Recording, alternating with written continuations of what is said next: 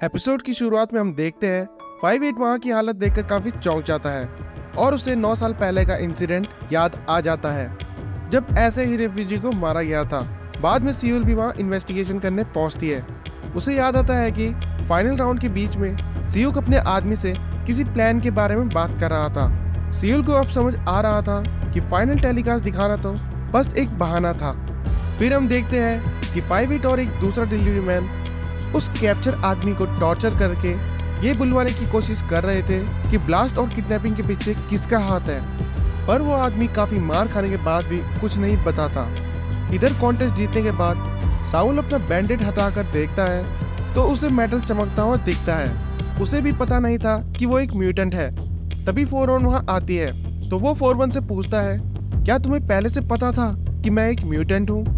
4-1 कहती है, इस बारे में बात बाद में करना, पर मुझसे नहीं, 5-8 से।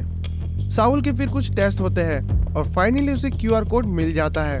फिर हम 5-8 को देखते हैं जो बाकी डिलीवरी मैन के साथ डिस्कशन कर रहा था कि वो कभी भी रेफ्यूजी को रिलोकेट नहीं करना चाहते थे।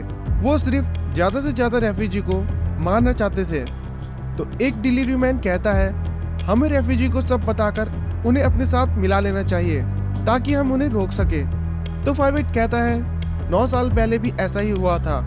अगर हम ऐसा करेंगे तो उन्हें लड़ाई का बहाना मिल जाएगा, इसलिए इस बार हम पहले स्ट्राइक करेंगे सियोक को उठाकर।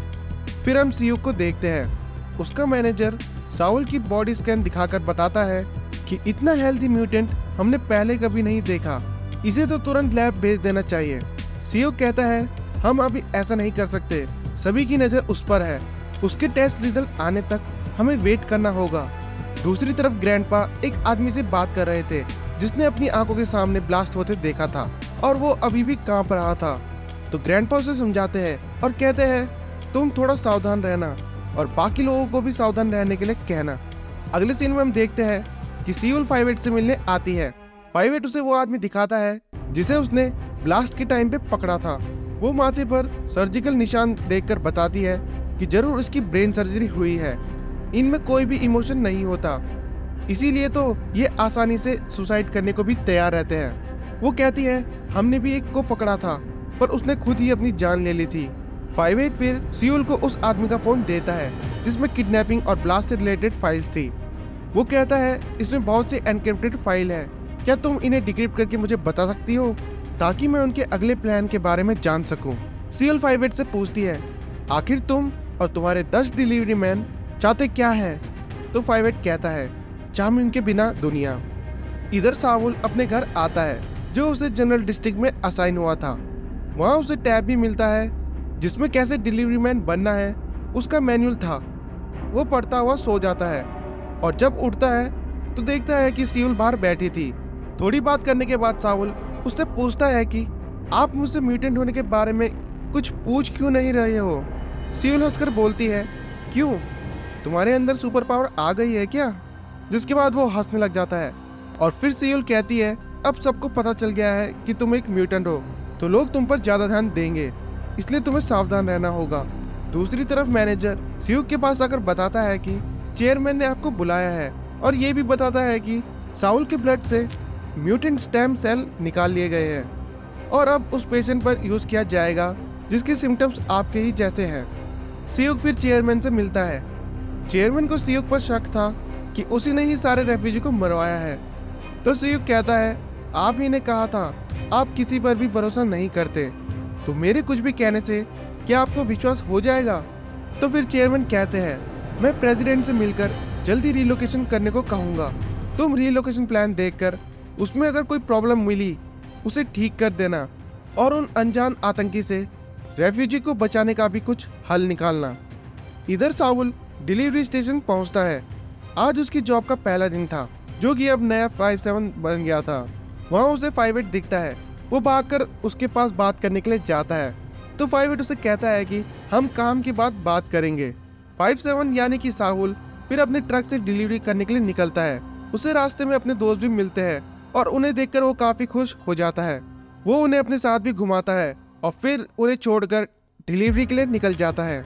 हम देखते हैं पहली डिलीवरी में उसे थोड़ी दिक्कत हो रही थी पर बाकी डिलीवरी वो आसानी से कर लेता है। डिलीवरी कंप्लीट करने के बाद रात को वो ट्रेनिंग फैसिलिटी पहुंचता है 58 से मिलने के लिए।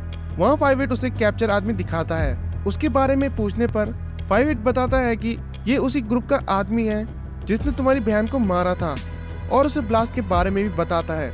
साउल पूछता है आखिर ये सब कौन कर रहा है, तो 58 बताता है कि चाम्यूंग, क्योंकि चाम्यूंग की बनाई दुनिया में रेफ्यूजीज की जगह नहीं है, लेकिन हम इसे बदलने की कोशिश कर रहे हैं। सब कुछ बताने के बाद वो उससे कहता है कि सोच लेना क्या तुम साथ देना चाहते हो या नहीं, और वहां से चला जाता है। फिर हम आगे देखते हैं सियोल 58 का वेट कर रही थी और उससे मिलकर वो उसे फोन वापस करती है और बताती है कि इसमें किडनैपिंग और ब्लास्ट के एविडेंस तो है, पर सियोक या चाम्यूंग का हाथ होने का कोई सबूत नहीं है, और उनके नेक्स्ट प्लान के बारे में भी इसमें कुछ नहीं है। वो पूछती है क्या तुम्हें यकीन है इसके पीछे सियोक है, क्योंकि मैंने सुना वो भी अब गवर्नमेंट के रीलोकेशन प्लान को सपोर्ट कर रहा है। आखिरकार उसने हार मान ही ली। तो 58 कहता है कि ऐसा कभी नहीं होगा, सियोक इतनी आसानी से हार नहीं मान सकता। दूसरी तरफ रेफ्यूजी डिस्ट्रिक्ट में ये अनाउंसमेंट किया जा रहा था कि गवर्नमेंट के रीलोकेशन प्लान के लिए रेफ्यूजी को भी इंक्लूड किया जाएगा।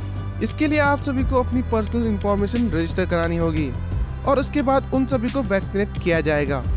सीन शिफ्ट होता है और हम उसी कैप्चर आदमी को देखते हैं। कुछ लोग गन लेकर वहां पहुंचते हैं और उसे छुड़ाकर ले जाने लगते हैं। डिलीवरी मैन भी उन पर फायर करते हैं और फायरिंग के दौरान सारे लोग मर जाते हैं, बस वही आदमी बच जाता है। वो किसी तरह कार लेकर वहां से भाग निकलता है और वो लोग बस फायरिंग करते रह जाते हैं।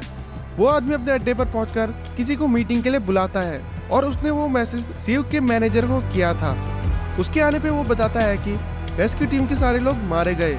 मैनेजर समझ जाता है कि ये कोई जाल है, क्योंकि उसने तो कोई रेस्क्यू टीम भेजी ही नहीं थी। और जब वो वहां से भागने वाला था तभी उसके सामने 58 आ जाता है और हमें दिखाया जाता है कि असलियत में कोई उस आदमी को बचाने आया ही नहीं था। ये सारा उन सभी डिलीवरी मैन का प्लान था। सियोल भी वहां आ जाती है और मैनेजर के हाथ में हथकड़ी लगा देती है। मैनेजर को पता था कि अगर सियोल को उसके अरेस्ट के बारे में पता चलेगा तो वो उसे मार डालेगा, इसलिए वो उन्हें कुछ नहीं बताता। पर काफी टॉर्चर करने के बाद वो उनका जवाब देने के लिए तैयार हो जाता है। वो उससे कहते हैं हमें बस उसके खिलाफ सबूत और उसकी हर चाल की खबर चाहिए। फिर नेक्स्ट सीन में हम देखते हैं 58 फिर ग्रैंडपा से मिलता है। वो पूछते हैं कि अब जनरल डिस्ट्रिक्ट की हवा कैसी है, तो 58 बताता है कि 10 मिनट से ज्यादा बिना मास्क के नहीं रह सकते। दूसरी तरफ सियोक और उसका मैनेजर एक पेशेंट में साउल का ब्लड इंजेक्ट करते हैं और देखते हैं कि उसकी कंडीशन तुरंत सुधरने लगी थी। इधर 58 एक ऊंची जगह पे जाकर आसमान की तरफ देखता है तो उसे बादलों के पीछे सूरज की रोशनी दिखती है, जो ज्यादातर वहां नहीं दिखती थी। उसके बाद वो जनरल डिस्ट्रिक्ट की तरफ देखता है। 58 को शक होता है और वो फिर बाकी डिलीवरी मैन के साथ जनरल डिस्ट्रिक्ट पहुंचता है और सभी लोग वहां जो एयर प्योरिफिकेशन के लिए वैन्स चलती थी उसकी रीडिंग्स लेते हैं। हर किसी के डिवाइस में ये शो हो रहा था कि वैन्स में से कुछ हार्मफुल सब्सटेंस रिलीज हो रहे हैं। अब 58 और बाकी डिलीवरी मैन को सब समझ आ चुका था कि वो जानबूझकर हवा में जहरीली गैस मिला रहे थे, क्योंकि चाम्यूंग की पावर ऑक्सीजन थी। अगर हवा साफ हो जाएगी तो उनके पास कुछ भी नहीं बचेगा, इसलिए वो लोग जानबूझकर पॉल्यूशन बढ़ा रहे थे। फिर सियोक भी वहाँ आती है और उन्हें बताती है कि सियोक रेफ्यूजी डिस्ट्रिक्ट के वैक्सीनेशन ड्राइव में आने वाला है। हम देखते हैं वैक्सीनेशन ड्राइव में हर दिन काफी लोग वैक्सीन लेने पहुंचते हैं। 58 भी पहले से ही वहां उनका वेट कर रहा था। वो सियोक को शूट करना चाह रहा था, पर उसके हिलने की वजह से वो टारगेट फिक्स नहीं कर पाता। उसी समय बाकी डिलीवरी मैन सियोक की जगह पहुंचकर उन मशीन को डिस्ट्रॉय कर देते हैं जो एयर प्योरिफिकेशन के नाम पे बस पॉल्यूशन बढ़ा रहे थे। सियोल भी उसी समय चेयरमैन से मिलने पहुंचती है और इधर टारगेट फिक्स होने पे 58 सियोक को बस शूट करने वाला ही था। और इसी के साथ ये एपिसोड यहाँ खत्म हो जाता है। तो मिलते हैं इसके अगले एपिसोड के एक्सप्लेनेशन में। अभी के लिए इतना ही।